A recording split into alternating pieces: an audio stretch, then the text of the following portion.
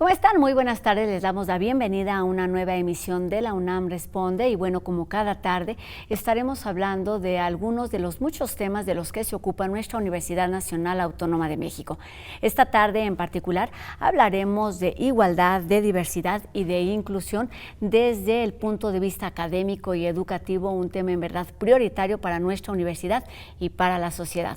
Además, como cada semana, Dani Quino nos trae lo más destacado y lo más relevante en cuanto a temas de tecnología y también Jacobo Dayan reflexiona sobre las estrategias de seguridad que se han implementado durante los últimos años en nuestro país. Quédense con nosotros y acompáñanos durante los próximos minutos.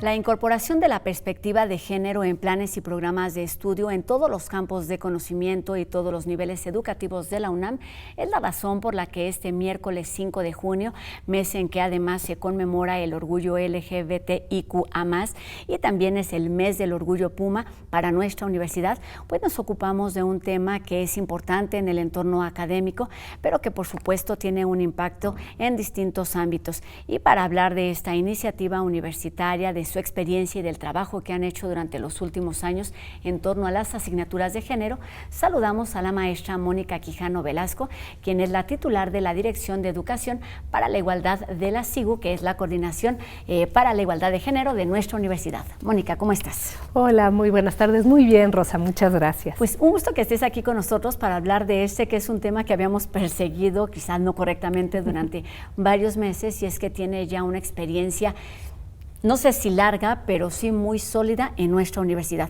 Comencemos por lo básico y tú tienes todos los argumentos para ayudarnos a entender por qué es importante, qué significa utilizar la perspectiva de género. Bueno, sí, creo que es una pregunta básica. La perspectiva de género es una herramienta que tenemos para poder identificar primero las diferencias entre las personas por razones de su género, o sea, la diferencia entre mujeres, hombres y personas de las diversidades y disidencias. Y a partir de esas diferencias, que es muy importante aceptarlas y reconocerlas, a partir de esas diferencias poder identificar en qué momento esa diferencia está produciendo una desigualdad, ¿no? Porque creo que ahí es la primera cuestión que habría que identificar es muy diferente hablar de diferencias, porque obviamente la perspectiva de género y la igualdad que buscamos reconoce estas diferencias y reconoce esta importancia de las diferencias. El problema está no en la diferencia, sino cuando la diferencia produce una desigualdad. Entonces, la perspectiva de género nos permite identificar esas desigualdades para después poder generar acciones que nos permita combatir esa desigualdad. Entonces, digamos que tiene esos dos componentes muy importantes. Primero, identificar la desigualdad o la discriminación y después generar acciones específicas para poder eliminarlas. Y para seguir avanzando, también quizás valga la pena entender qué es diferencias y disidencias. ¿A qué nos referimos? Claro, cuando hablamos de diversidades y disidencias sexogenéricas, son todas las personas que no se identifican, por un lado, con los mandatos tradicionales de género, ¿no? Por ejemplo, la heterosexualidad, o sea, es decir, que tienen distintas orientaciones de género, que tienen identidades de género diferentes y que muchas de ellas tampoco se identifican, por ejemplo, con lo masculino o con lo femenino, ¿no? Entonces, abrimos el espectro justamente a toda esa diversidad en las maneras en cómo vivimos nuestra orientación sexual y nuestra identidad de género. Cómo nos reconocemos y además cómo quisiéramos que nos reconocieran y nos vieran los demás. Bueno, pues hablemos entonces, entendiendo que esta perspectiva de género es indispensable para la vida diaria, para la vida cotidiana. ¿Cuál es entonces su utilidad y su impacto en el entorno académico, Mónica? Claro, es importantísima, bueno, ustedes se imaginarán por qué, ¿verdad? Desafortunadamente vivimos en un mundo, y nada más basta mirar alrededor, pues en donde estas desigualdades, discriminación y violencia que se produce, por ejemplo, contra mujeres, contra las personas de las diversidades y de las disidencias, pues sigue vigente, ¿no? En México desafortunadamente no hemos logrado combatir esta violencia machista, pues en la que se asesina a las mujeres, en donde hay feminicidios, en donde hay mucha violencia contra las mujeres, contra las niñas, contra las adolescentes.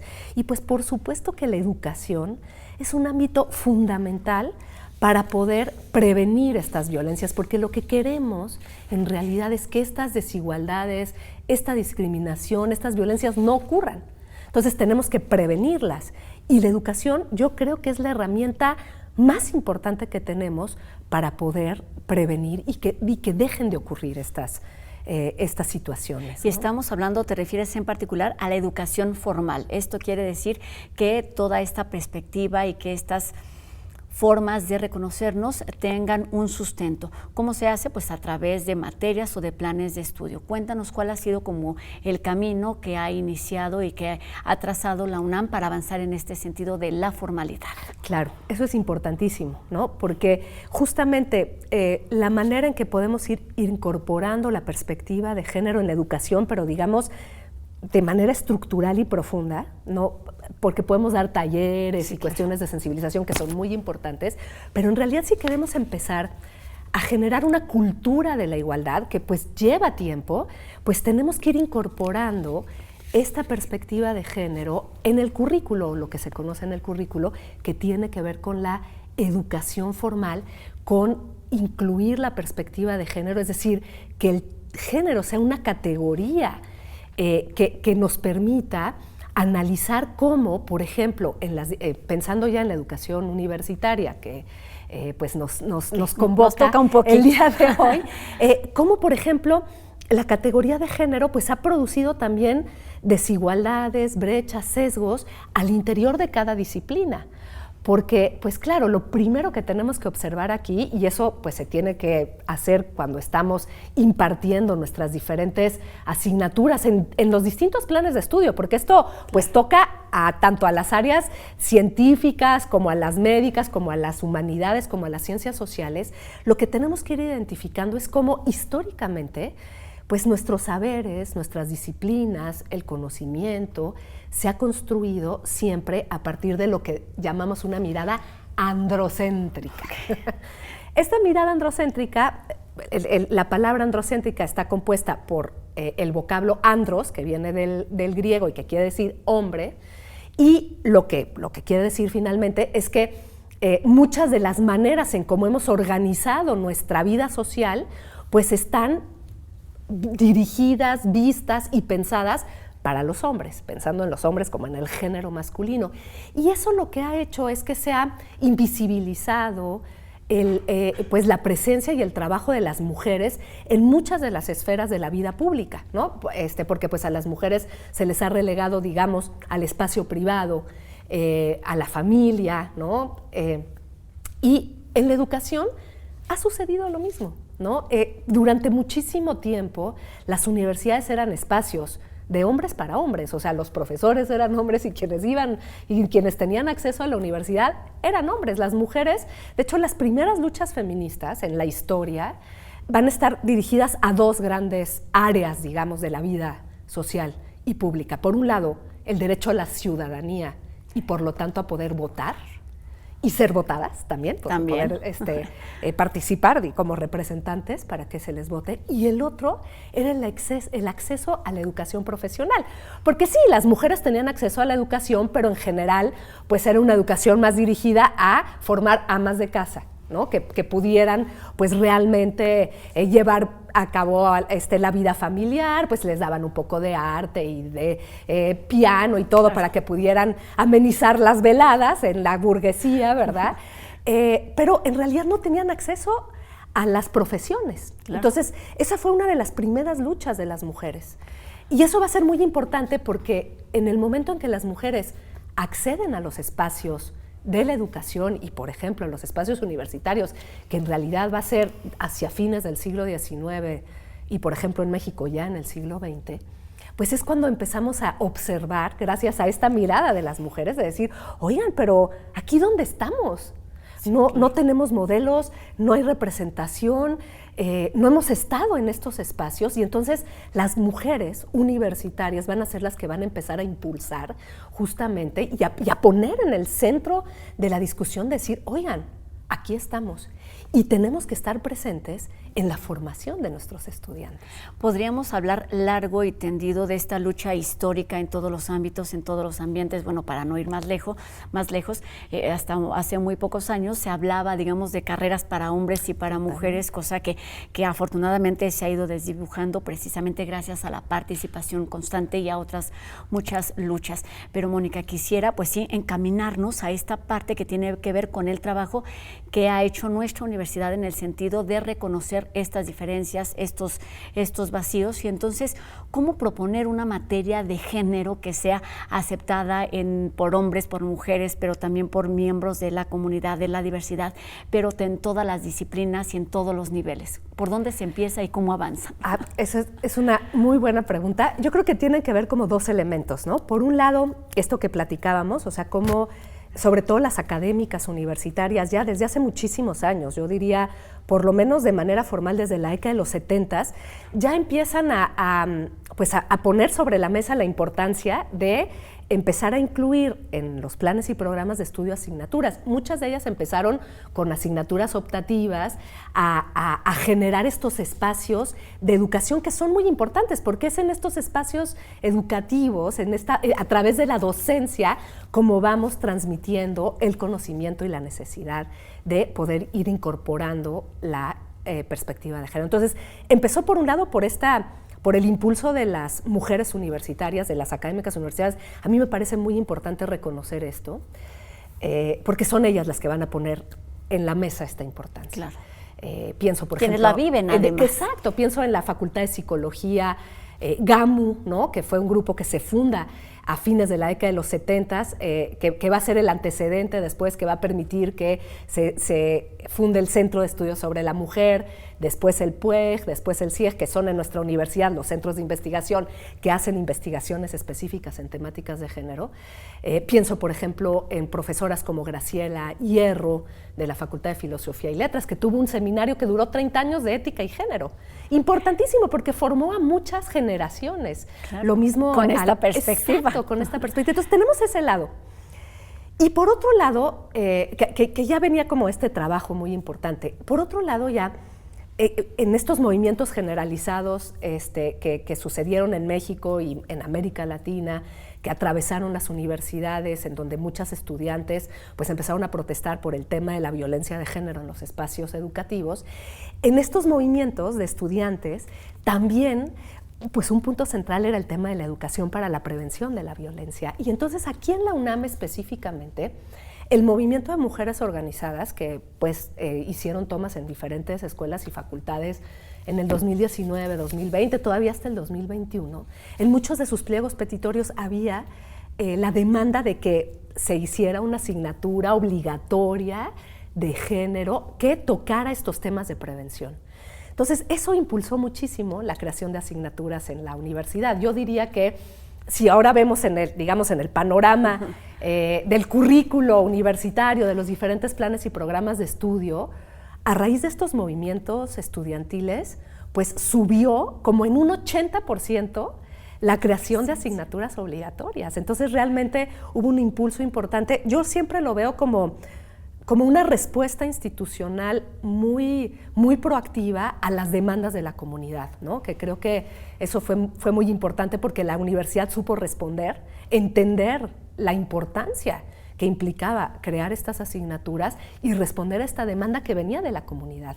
Y así fue como se fueron generando estas asignaturas de género, que les llamamos como asignaturas transversales, porque son asignaturas que, por ejemplo, en una sola facultad se dan en todas las licenciaturas.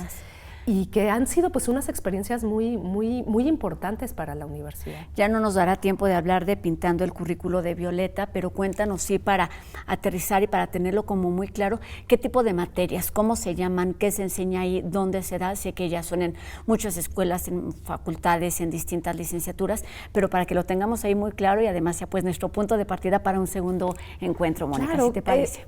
Les comento este proyecto de Pintando el Currículo de Violeta. Lo impulsamos desde la Coordinación para la Igualdad de Género porque justo lo que queríamos era recuperar la experiencia de este grupo de profesoras en diferentes escuelas y facultades y de cómo se hizo el proceso de diseño y de implementación de estas asignaturas de género. La mayoría de estas asignaturas están vinculadas con un conocimiento general y básico sobre el tema de género, entonces se ven conceptos básicos sobre la igualdad de género, tienen un énfasis muy fuerte en la prevención de las violencias, entonces también muchas de sus unidades están pues para identificar estas violencias porque a veces no las podemos identificar, para poder reconocerlas, para encontrar estrategias con el fin de prevenirlas.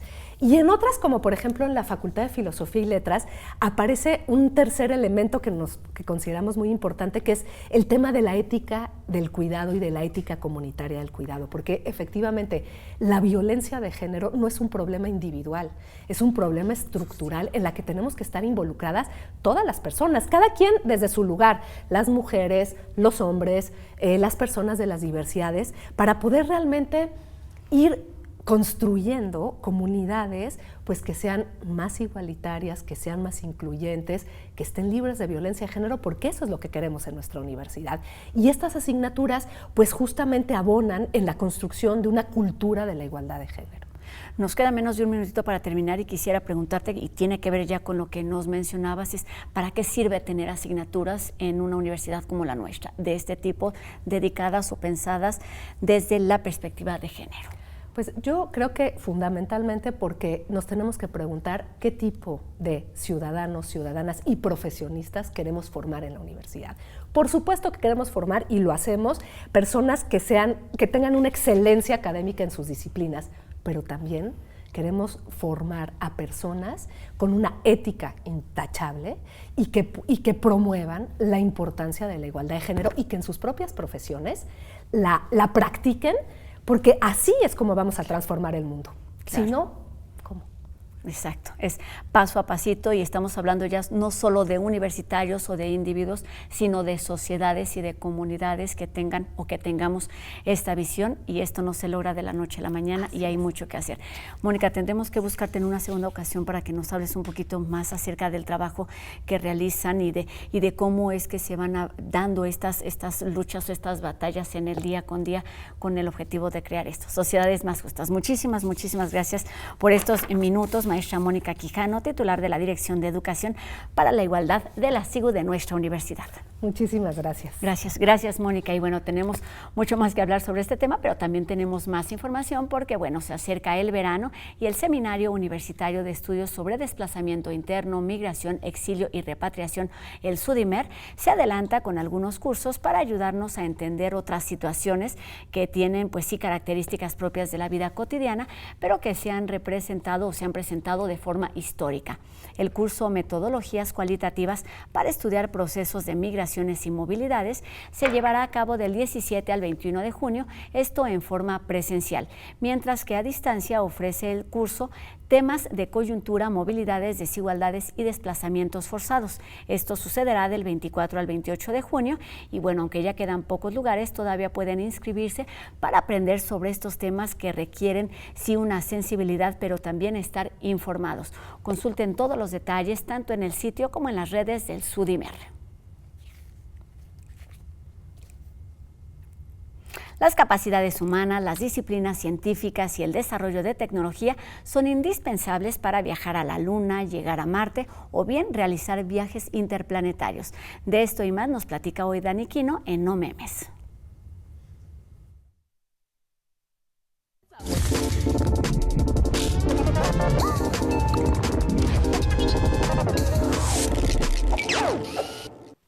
Hoy vamos a comenzar contándoles qué tecnologías se piensan usar para la exploración de nuestro universo, sobre todo para la llegada a Marte, que es, al parecer, el objetivo más importante para las próximas décadas. Lo primero que hay que mencionar es que la Luna será nuestro campo para hacer experimentos que luego serían replicados en el planeta rojo.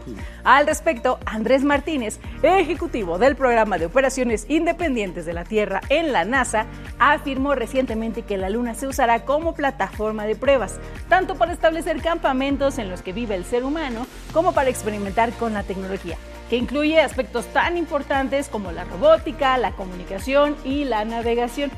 También están organizando a expertos, científicos e ingenieros para diseñar un sistema que de forma autónoma resuelva cualquier tipo de problema que pueda surgir en Marte. Algo así como una alarma que alerte de problemas antes de que ocurran, ¿no? Además, se trabaja en el desarrollo de la agricultura espacial, porque pues tenemos que comer, y estudios de biología para garantizar la supervivencia y evitar los daños que ocasiona en el ADN a las personas la radiación del espacio profundo. Uno de los avances tecnológicos más llamativos ha sido en cuanto a la propulsión de los cohetes. Los cohetes químicos tradicionales eran eficaces para llevarnos al espacio, pero no lo suficientemente potentes para viajes de larga distancia. Al respecto, empresas como SpaceX y Blue Origin están revolucionando con el desarrollo de cohetes reutilizables y sistemas de propulsión que prometen reducir significativamente el costo y aumentar la eficiencia de los viajes espaciales. Otra cosa que es súper importante en esto de los viajes interplanetarios es garantizar el bienestar y la supervivencia de los astronautas durante misiones de larga duración. ¡Wow! Por lo mismo, se están desarrollando tecnologías que pueden reciclar y purificar el aire, el agua y los productos de desecho, reduciendo la necesidad de misiones de reabastecimiento y aumentando la autosostenibilidad de las misiones. Y sí, ya estamos pensando en asentamientos humanos en lugares fuera de nuestro planeta. Para eso, empresas de tecnología espacial están investigando y desarrollando técnicas para la minería espacial y la utilización de recursos in situ, que en español se refiere a la extracción y utilización de recursos que se encuentran en los propios cuerpos celestes. También se hará uso de impresoras en 3D, porque aunque resulte difícil de imaginar, estos dispositivos serán los encargados de las construcciones en las que habitaremos. Obviamente, la inteligencia artificial y el Big Data también están presentes en todos los proyectos. Las naves espaciales y los robots exploradores utilizarán algoritmos de inteligencia artificial cargados con montones de datos para navegar de forma autónoma por los nuevos terrenos, además de tener la capacidad de analizar diversas muestras e incluso tomar decisiones informadas en tiempo real. ¿Tú qué otro avance tecnológico has visto? Mucho lo que queremos hacer, pero también mucho lo que tenemos que hacer. Y ahora vamos con Jacobo Dayan, quien esta tarde cuestiona las estrategias de seguridad implementadas en México durante los últimos años.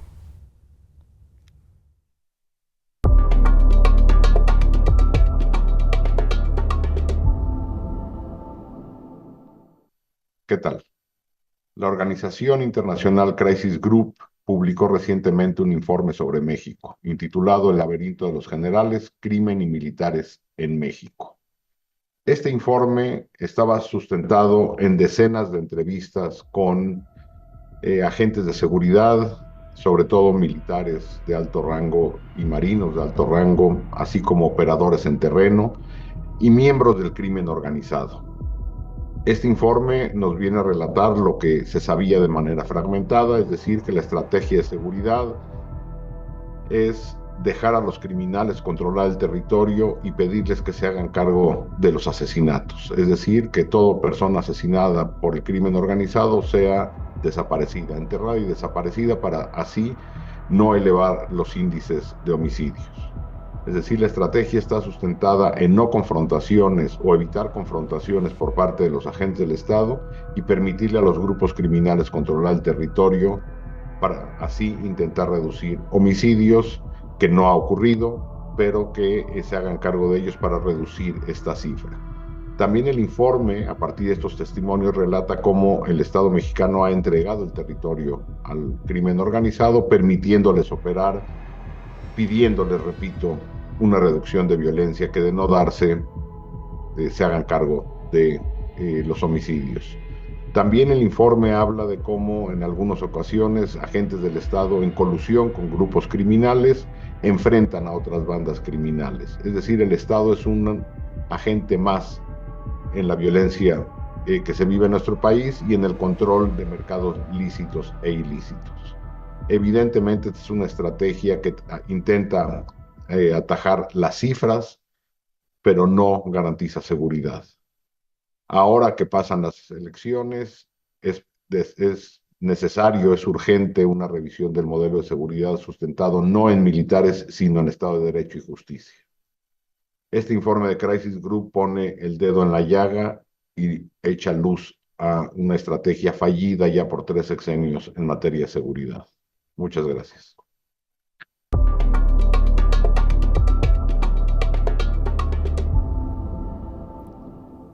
Con estas reflexiones terminamos nuestro programa de hoy. Agradecemos, como cada tarde, la participación en la interpretación de lengua de señas esta tarde a Ricardo Iturbe, que nos permite llegar a un público más amplio, y agradeciéndoles a todos ustedes que nos hayan acompañado y que sigan la conversación a través de nuestras redes sociales. Están apareciendo en este momento en nuestras pantallas para que sigamos haciendo juntos La UNAM Responde. Y la invitación a que nos encontremos aquí mañana, 2:30 de la tarde, por supuesto, en TV UNAM. Adiós.